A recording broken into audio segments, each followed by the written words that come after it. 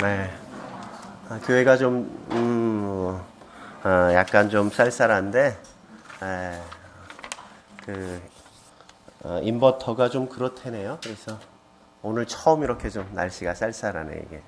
그래서 여러분들이 이해해 주시고 추우시면 옆 사람에게 가까이 오세요 이렇게. 손 좀 빌려줘 이렇게. 옆 사람 손 잡고 같이 예배 드리시면 더 좋지 않을까 싶습니다.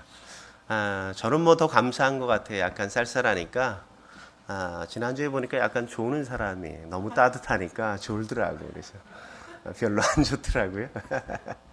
오늘은 딱 좋은 것 같은데요. 오늘 같이 하나님께서 우리에게 주시는 말씀 빌립보서 1장 3절에서 8절까지의 말씀 같이 보겠습니다. 빌립보서 1장 3절에서 8절까지의 말씀 같이 저랑 한 절씩 교독하도록 하겠습니다. 내가 너희를 생각할 때마다 나의 하나님께 감사하며 너희가 첫날부터 이제까지 복음을 위한 일에 참여하고 있기 때문이라.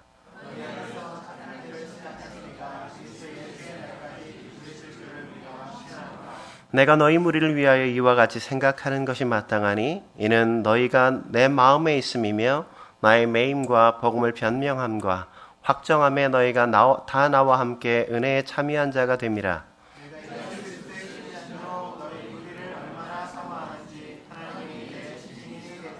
아멘. 네. 오늘은 친구, 동행하는 사람에게서 행복이 찾아온다는 주제로 함께 말씀을 나눌까 합니다. 싱가포르 뉴스 사이트 가운데 올 싱가포르 스토프라는 그 뉴스 사이트에서 1월 7일자에 싱가포르의 초등학교 여교사가 체험했던 체험담을 소개해주고 있습니다. 이 교사가 어느 날 저녁에 저녁 식사를 먹은 후에 이렇게 거실에 앉아가지고 아이들에게 숙제를 내준 것을 제출받아서 그것들을 확인하고 있었어요.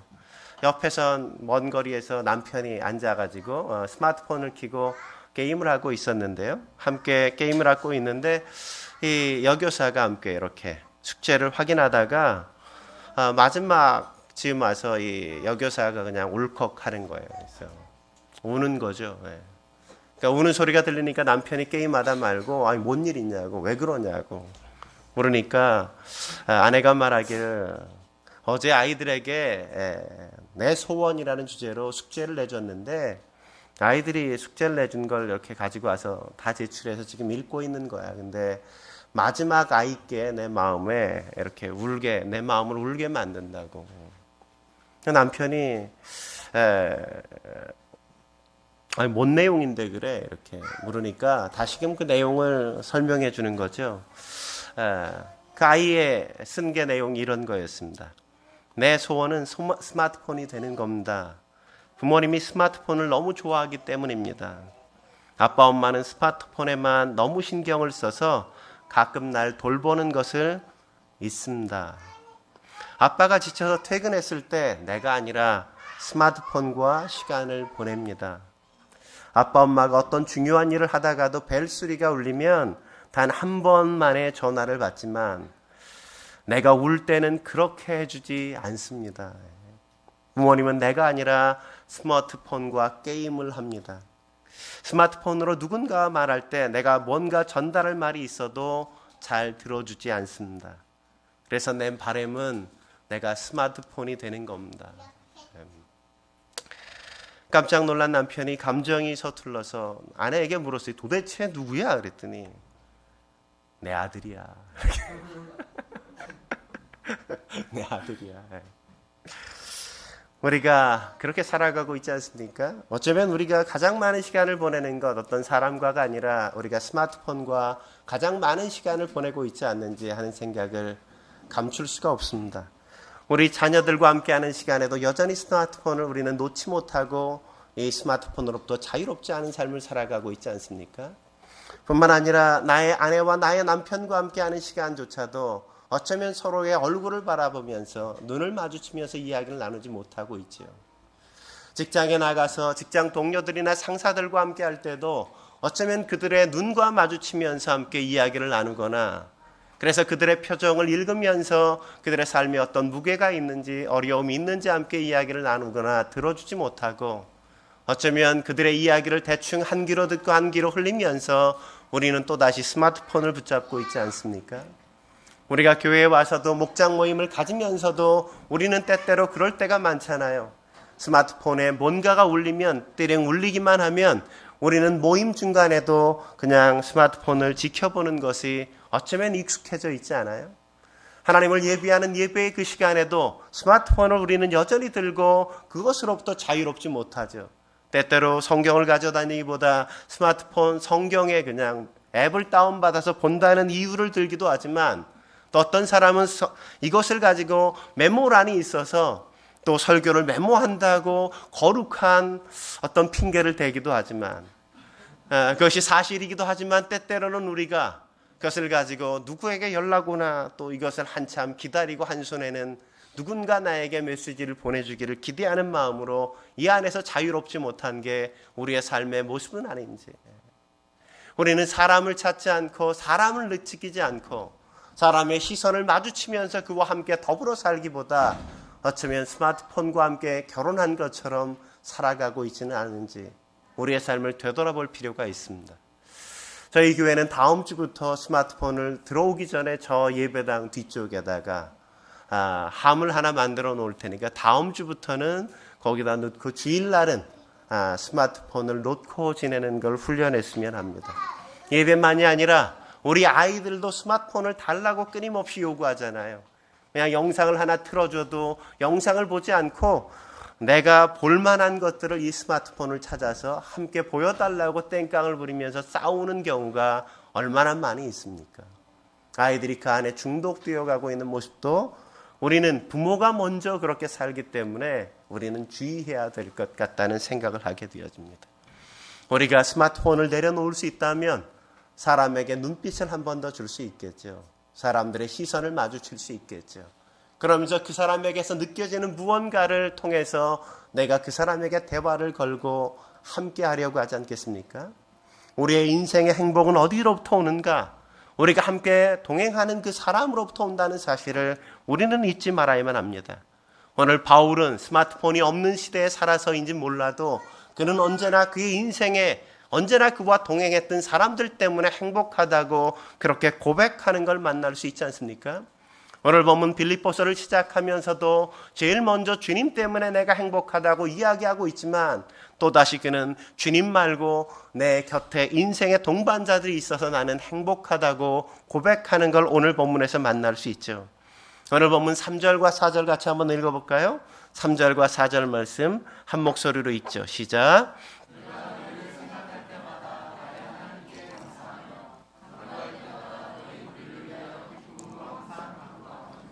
네, 내가 너희를 생각할 때마다 너희 무리를 위하여 기도할 때마다 그의 마음속에는 언제나 자기 혼자 있지 않았단 말이죠.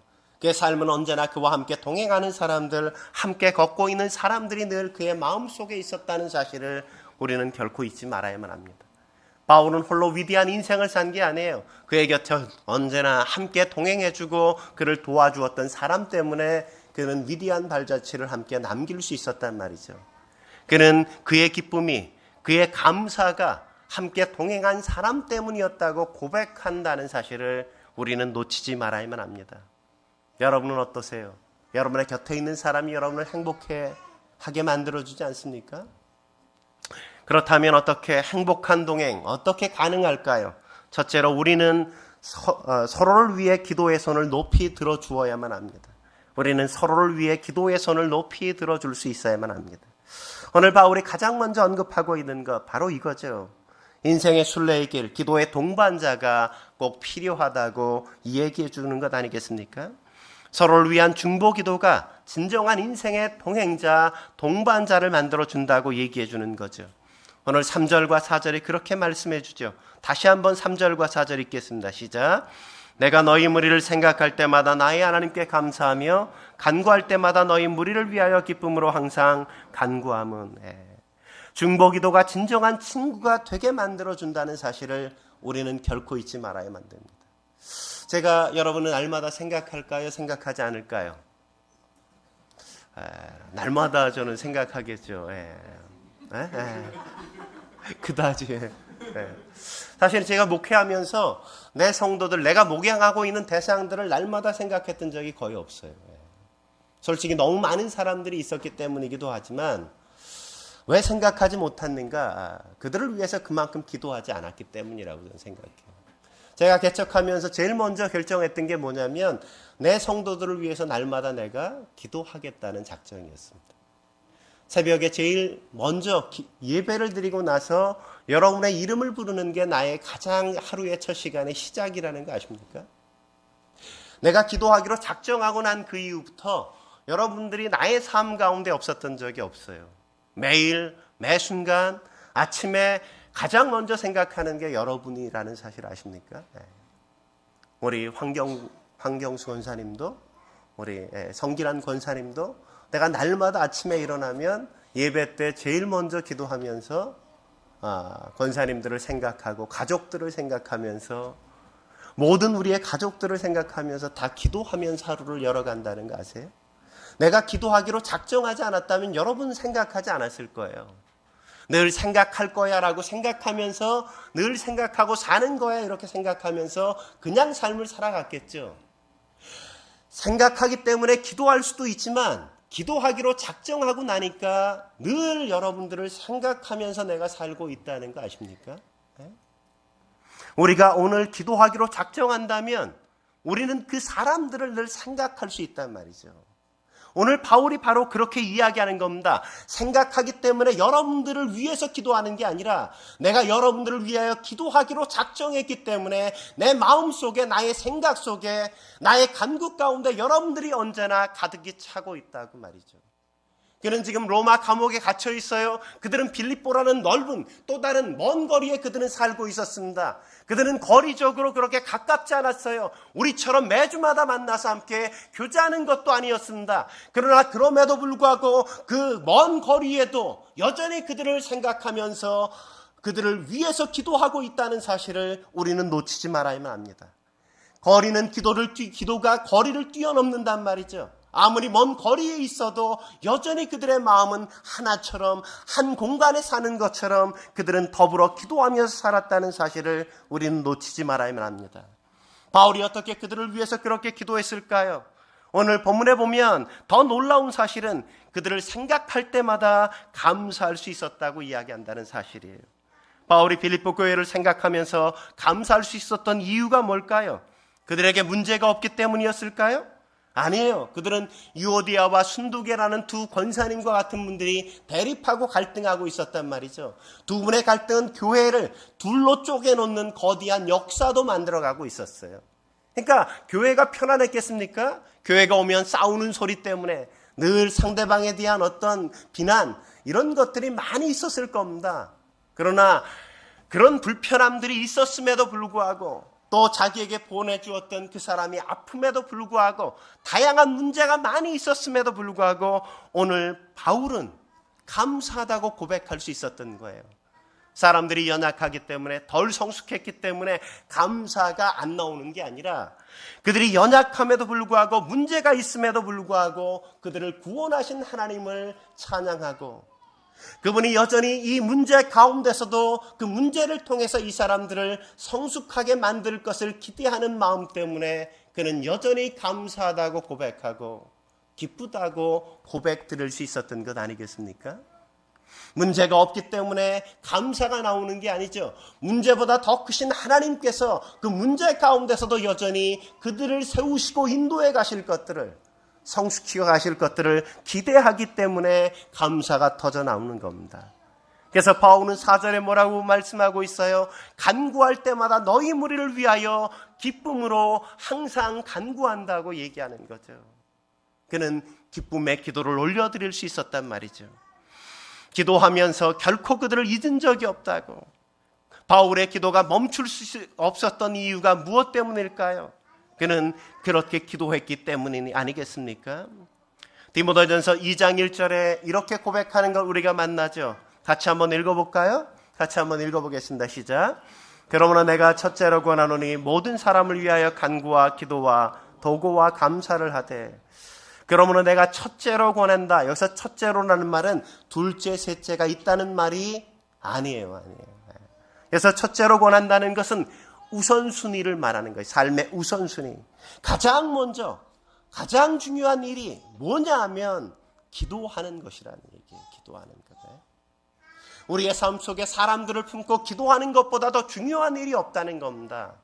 우리가 그들을 가슴에 품을 수 있는 이유, 그것은 기도가 만들어내는 기적이라는 사실을 우리가 잊지 말아야 돼요. 누군가 날 위해서 그렇게 기도해 주는 사람이 있다는 것, 그것보다 더 행복한 일이 어디 있겠습니까? 우리의 마음을 가장 따뜻하게 만드는 게 뭘까요? 내가 널 위해 기도하고 있어. 힘내, 기도하고 있잖아. 그 말이 우리에게 힘이 되지 않습니까? 알프레이드 뒤러라는 독일의 르네상스 회화의 완성자라고 불리는 이 사람은 그냥 회화만 뛰어난 게 아니라 도안가, 판화가, 작가로도 유명한 사람이었어요. 뒤러가 어렸을 때 그림 공부하기에는 좀 적절하지 않도록 가난했단 말이죠. 근데 화가가 되는 게 접을 수가 없는 그의 꿈이었습니다. 근데 입에 풀칠하기도 참 쉽지 않으니까 고단한 노동을 하면서 공부하는 것 자체가 결코 쉬운 게 아니었습니다. 같이 그림 공부를 하는 프란츠라는 친구와 함께 만났는데 그 프란츠가 이 뒤로에게 그런 제안을 하는 거예요. 우리가 이렇게 공부하다간 누구도 그림 공부하는 게 쉽지 않을 것 같아. 내가 먼저 노동을 해서 직업을 갖고 일해서 너의 학비를 대줄 테니까 네가 먼저 미술학교에 들어가. 그리고 너가 졸업한 후에 네가 나중에 내 학비를 대줘. 그러면 너도 공부할 수 있고 나도 공부할 수 있지 않겠니? 그렇게 얘기하고는 프란츠가 그냥 식당에 가서 종업으로 일하기 시작했습니다. 돈을 벌어서 뒤러의 학비를 다 대기 시작했어요. 뒤러가 열심히 공부해서 대학까지 졸업하게 되어지고 아주 수석으로 졸업했어요. 그리고 그가 작품을 그렸는데 그 작품, 첫 작품도 팔았어요. 얼마나 기뻤어요. 기뻤겠어요. 그죠? 작품까지 파니까. 너무 기뻐서 이 프란츠가 생각이 났어요. 프란츠를 찾아가서 이제 그에게 너 때문이라고 이야기해 주면서 그도 이제 공부를 할 수 있는 기회를 만들어 줘야 되겠다. 이런 마음이 들었습니다. 그래서 그를 찾아갔어요.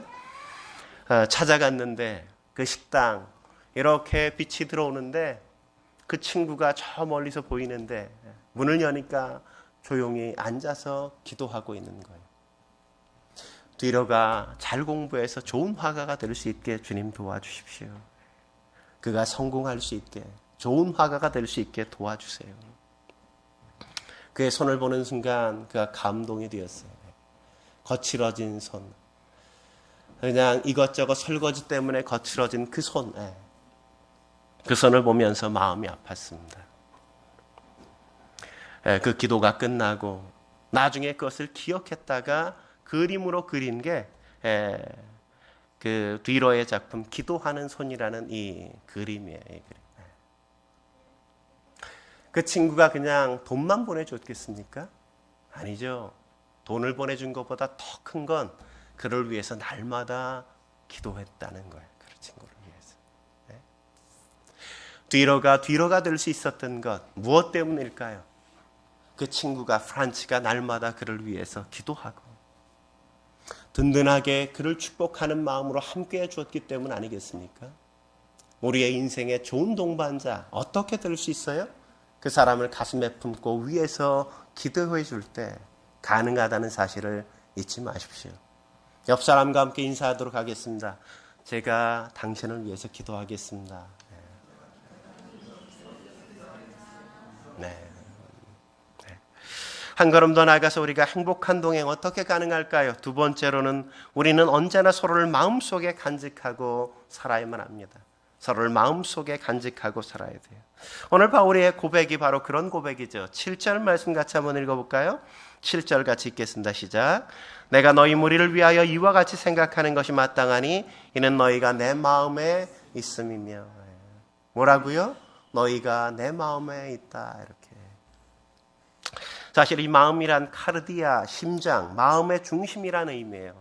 그러니까 가장 소중한 우리의 중심, 그것이 바로 이 심장이란 말이죠. 마음이란 말이죠. 그러니까 바울이 어디에다 빌립보 교회 성도들을 간직하고 있다고요? 나의 마음 속에 간직하고 있다. 나의 가장 소중한 것. 심장이 죽으면 사람이 죽는 거잖아요. 그죠? 그곳에 너희를 간직하고 산다, 이런 겁니다. 저는 이 구절만 생각할 때마다 예전에 파리의 연인이라는 드라마가 생각이 나요. 거기에 보면 이동건이 그 박정은인가요? 김정은인가? 김정은.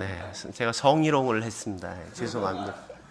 제가 박씨라고. 김정은에게 그런 고백하잖아요. 내 안에 너 있다, 이렇게.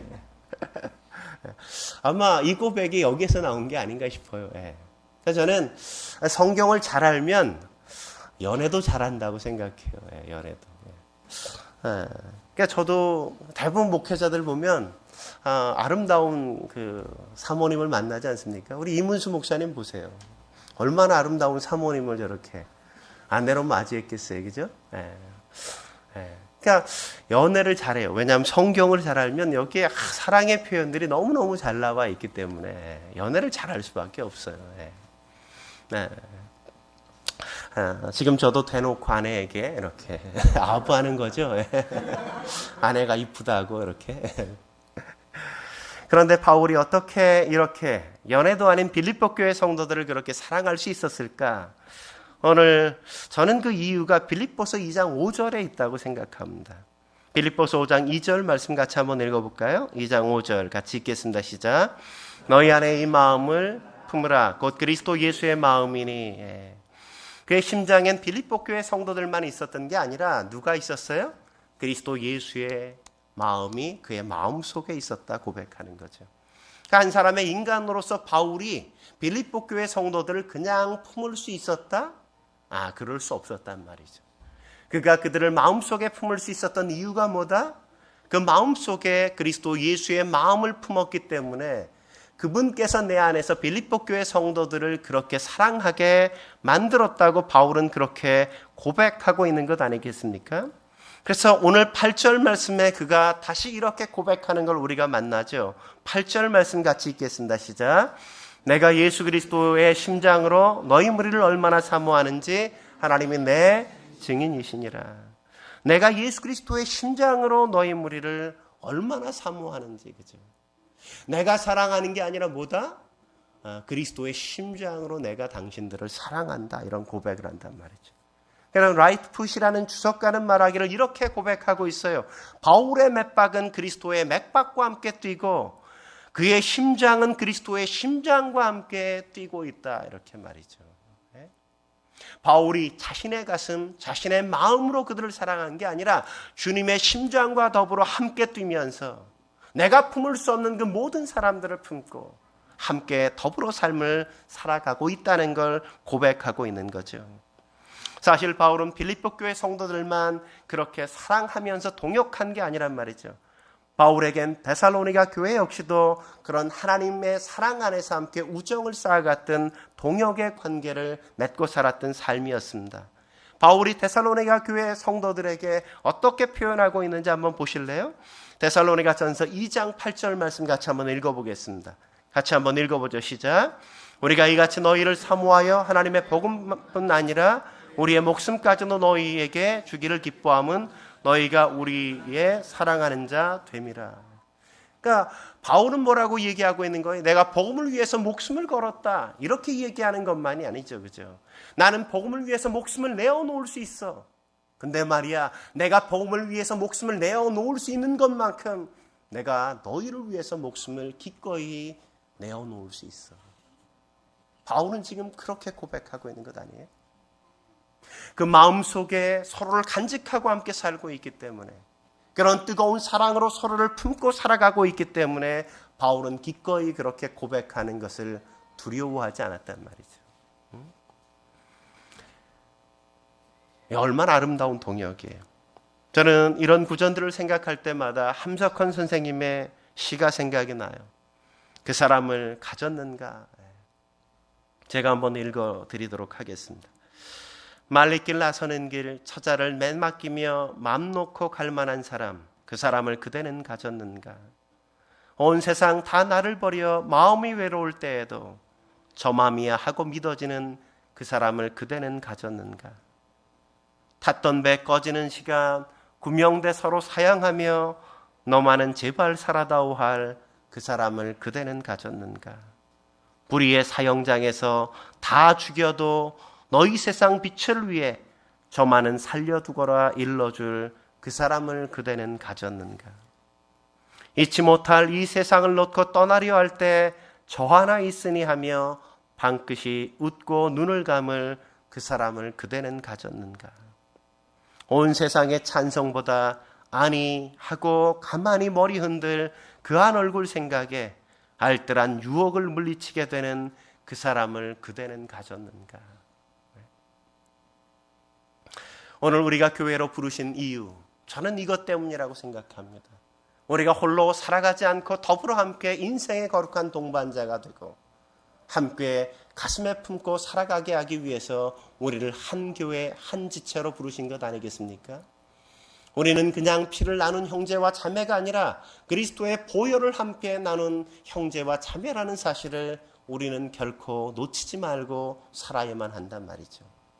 우리는 기꺼이 서로를 위해서 자기의 것을 내어줄 뿐만 아니라 서로의 필요에 민감할 뿐만 아니라 기꺼이 서로를 위해서 희생하고 서로를 위해 주기 위해서 부름받은 삶의 자리에 함께 서서 살아가야 할 존재라는 사실을 우리는 잊지 말아야만 합니다. 우리가 늘 마음을 나누며 살아가는 인생, 그것이 그런 삶의 모습이라는 것 잊지 마십시오. 마지막 한 걸음 더 나아가서 우리가 행복한 동행 어떻게 가능할까요? 세 번째, 우리는 서로의 고난에 기꺼이 동참하고자 노력할 수 있어야만 합니다.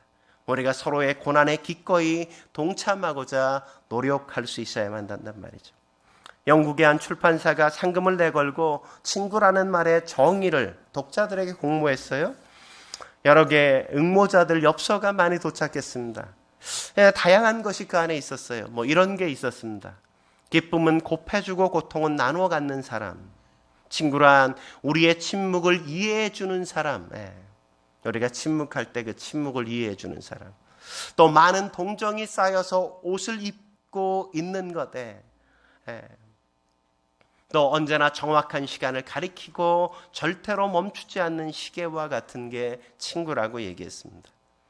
1등은 이거였어요. 1등은. 친구란 온 세상이 다 내 곁을 떠났을 때 나를 찾아와 주는 사람.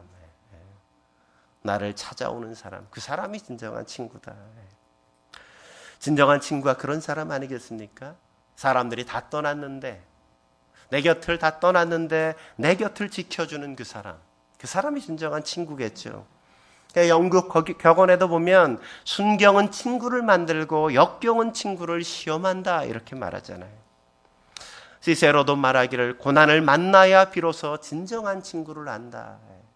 좋을 때는 늘 함께 있지만 고난이 찾아오면 진정한 친구가 누구인지 거기서 확인할 수 있단 말이죠.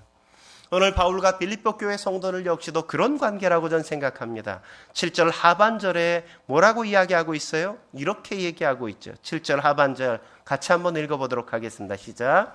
나의 매임과 복음을 변명함과 확정함에 너희가 다 나와 함께 은혜에 참여한 자가 됨이라 이렇게 고백하죠. 그렇죠? 나의 매임과, 지금 바울이 어디에 있어요? 로마 감옥에 갇혀 있어요. 그는 감옥에 갇혀서 죄인처럼 있단 말이죠. 그는 자유를 상실했습니다. 사람들은 다 그를 죄인이라고 얘기하고 있습니다. 로마 병사가 그를 감시하고 있단 말이죠.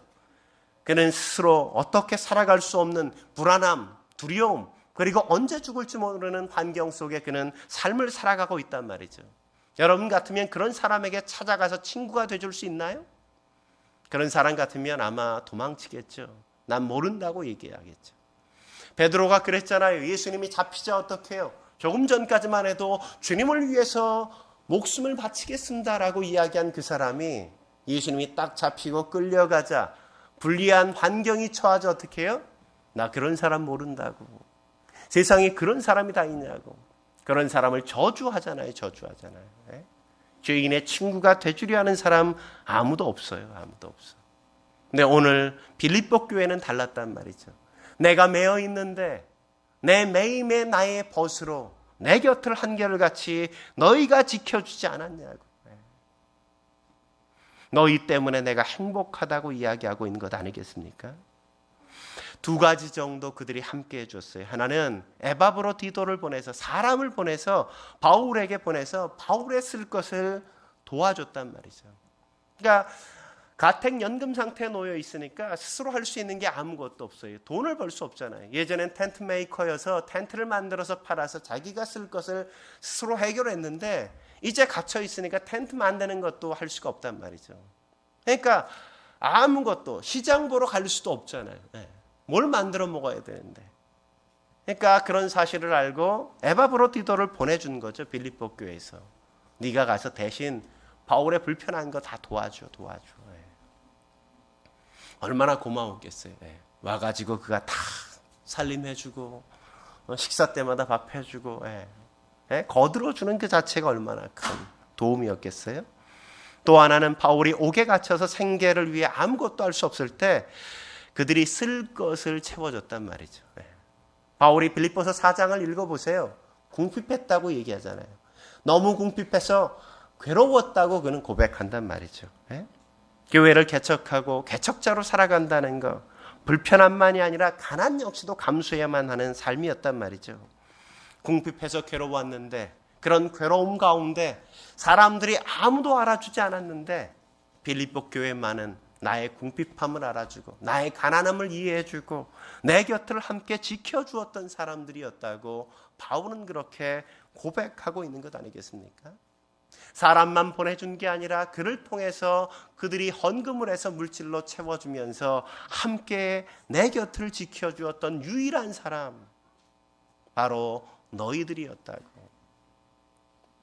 기꺼이 고난 가운데, 역경 가운데 함께 동참해준 너희 때문에 내가 살아가고 있다고. 바울은 오늘 그렇게 고백하고 있는 거죠. 누가 진정한 친구가 될 수 있어요? 고난과 역경의 한복판에 그 역경에 찾아가서 함께 그 어려움을 감내해 주는 사람, 어려울 때 그 곁을 지켜주는 그 사람이 진정한 친구가 아니겠습니까? 우리가 진정한 친구가 되려면 그런 어려운 사람들에게 찾아가서 그들의 벗이 될 수 있어야만 한단 말이죠. 한 귀족 아들이 시골에 갔다가 수영을 하려고 호수에 갔습니다. 수영하러 호수에 들어갔는데 발에 쥐가 난 거예요. 쥐가 나니까 수영을 할 수 없잖아요. 헤엄을 못 치잖아요. 사람 살려 소리치는데 사람 살리려면 어떻게 해야 돼요? 한 사람이라도 살리면 들어가면 안 되잖아요. 그죠? 뛰어들었다간 같이 죽을 가능성이 제일 높잖아요. 아무도 달려들지 않는데 한 농부의 아들이 뛰어들어서 쥐가 나서 죽어가는 그 아이를 건져낸 겁니다. 그러니까 나이가 같아요. 그래서 둘이 친구 먹기로 했어요. 친구를 먹기로. 그래서 함께 친구로 지냈는데 이제 몇 년이 지나서 함께 소식을 주고받다가 한 13살이 되었을 때 이 귀족 아들이 그 시골 농부의 아들에게 물었어요. 넌 커서 뭐가 되고 싶어? 그랬더니 시골 아들이 의사가 되고 싶다고. 근데 우리 집이 너무 가난해서 또 형제가 9이나 되니까 집안을 도와서 경제 활동을 해야만 될 것 같다고. 둘째 형이 런던에 가서 안과 의사가 되기 위해서 공부하고 있는데 아직 나를 대어줄 형편이 안 돼서 내가 일해야만 된다고. 귀족 아들이 이 얘기를 듣고 나서 얘를 좀 도와줘야 되겠다 이런 생각이 들었어요. 아버지한테 가서 아빠 좀 도와주세요. 얘가 공부할 수 있게 좀 도와주세요. 때를 썼어요. 열심히 때를 쓰니까 아빠가 그럼 내가 학비 대줄게. 런던으로 데리고 와. 그래서 런던으로 데리고 와서 공부하게 되었습니다. 런던의 의과대학을 다니게 되었고 그 후에 그가 졸업하면서 포도당 구균이라는 세균을 연구하면서 페니실린이라는 기적의 약, 당시에는 기적의 약이라고 불렸는데 이 약을 발명해냈어요. 그 사람이 누구냐면 1945년 노벨 의학상을 받은 알렉산더 플레밍이라는 사람이었습니다. 그러니까 학업을 도와준 이 귀족, 이 친구가 정치가가 되어져요. 근데 정치인 국회의원이 되었는데 26살 최연소 국회의원이 되었는데 전쟁에 나가게 되었어요. 전쟁에 나갔는데 그만 폐렴에 걸렸습니다. 당시에 폐렴인 죽을 병이에요. 죽을 병. 고칠 수가 없어요. 불치병, 무서운 병인데 이 알렉산더 플레밍, 그가 도와줬던 친구가 그 페니실린을 가지고 와서 이 친구를 살려줘요. 다시금 또. 생각해봐요. 얼마나 멋있어요. 이 귀족 친구를 이 농부가 살려줬더니 그 귀족 친구가 이 아이를 공부시켰어. 공부시켰더니 그가 연구한 성과를 가지고 다시 그 귀족을 다시 살렸어요. 다시 산 그 귀족이 누구냐면 윈스턴 처칠이었어요. 윈스턴 처칠. 고난, 역경, 어려운 그 시절 서로를 도와주고 서로를 끌어주고 함께 해줬던 그 친구들, 그들이 서로의 인생 속에 진정한 행복을 창조해주고 만들어준 아름다운 관계 아니었겠습니까? 참 아름다운 관계죠. 저는 우리가 그런 삶의 자리로 함께 동행하도록 부름받았다고 저는 생각합니다. 제가 늘 생각하면서 아침마다 때때로 제 마음속에 그런 마음이 들어요. 오늘도 새벽 나가서 기도해야 되나 이렇게. 아내랑 둘이 지난주 엄청 추웠잖아요. 엄청 추웠잖아요. 지난주 금요일에는 아내가 잘 일어나지 못하더라고요. 네. 몸이 안 좋고 그래서 이제 못 일어나는데 혼자 나가서 내가 기도해야 되나. 오늘 쉴까 막 이런. 그런 생각이 가끔 들 때도 있어요. 근데 씻고 그냥 나와서 그래도 우리 가족들을 위해서 기도하겠다고 하나님 앞에 내가 서원했는데 기도해야지. 누구에게 보여주기 위해서가 아니라 하나님 앞에 내가 서원한 것이고 내가 기도할 수 있는 성도가 있다는 게 얼마나 감사한가. 나의 기도를 통해서 성도의 가정이 세워지고 일터가 세워지고 또 그들이 행복한 인생을 살아갈 수 있다면 내가 기도해야지. 아침에 기도하다 보면 1시간 반이 훌쩍 이렇게 지나가는데 기도할 때 시작할 때는 참 힘들어요. 이렇게 기도 이렇게 오늘도 다 불러야 되나 막. 근데 다 부르면서 기도하고 나면 감사해요. 감사. 이렇게 마음이 뿌듯해. 오늘도 나는 약속을 지켰어. 그 한 사람 한 사람의 얼굴을 떠올리면서 아이의 얼굴을 떠올리면서 기도할 때 참 감사가 있어. 인생을 함께 동행해 준 사람들, 내가 개척할 때 나와 함께 해주는 그 소중한 사람들, 나와 함께 예배를 드려주는 그 사람, 그 사람이 저의 인생을 가능케 하고 나를 행복하게 만들어주기 때문이라고 저는 생각합니다. 저는 우리가 함께 그렇게 거룩한 인생 함께 동행하면서 하나님 앞에서 나아갈 수 있길 주의 이름으로 축원합니다. 당신 때문에 행복합니다. 함께 기도하시겠습니다. 거룩하신 하나님